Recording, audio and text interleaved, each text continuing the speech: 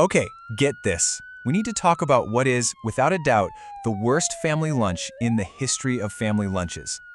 You know, picture this. It's just a simple story about a family lunch. Yeah, a lunch that killed 3 people. Poof, gone. All right, let's get into it. Welcome to A Killer Beef Wellington. So, meet the star of our show, the death cap mushroom. Sounds kind of cute, right? Don't let the name fool you. This thing is nature's little ninja of death. Okay, so here's how this little monster works. You eat it, you get super sick.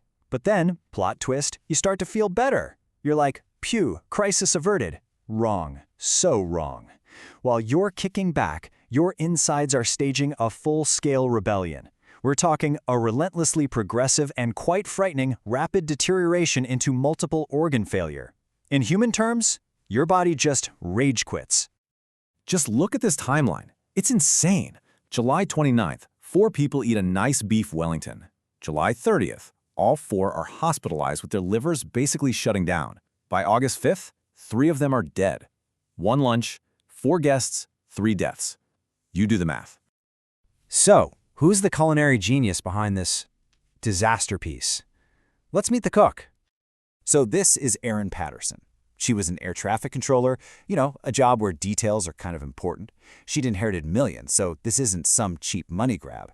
Her relationship with her ex, described as toxic. And here's the kicker. Her own daughter said she was a very good cook. Maybe a little too good. So naturally, you've got to ask, what's her excuse for serving her family a dish seasoned with, the deadliest mushroom on the planet? Her official story, it was, wait for it, a tragedy and a terrible accident. Right, a terrible, tragic whoopsie-doodle of an accident.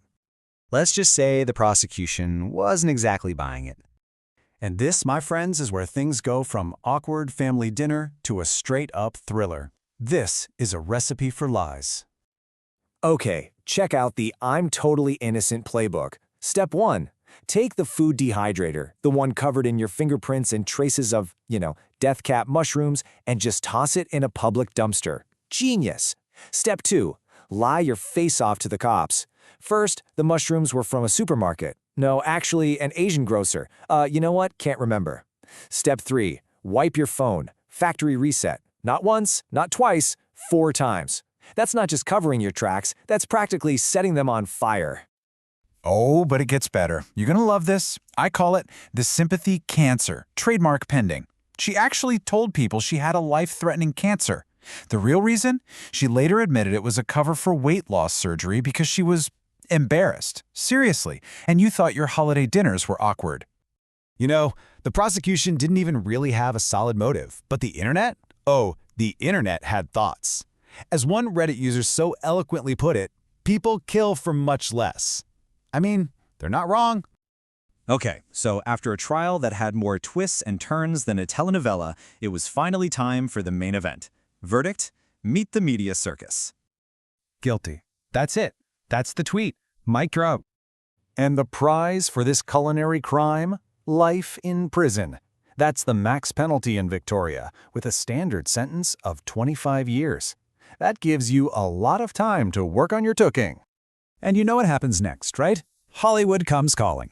Welcome everyone to the Erin Patterson cinematic universe. We're talking a TV drama called Toxic, a documentary called Death Cap, a whole bunch of podcasts all fighting for your ears, and at least 2 books that were announced like the second the verdict came in.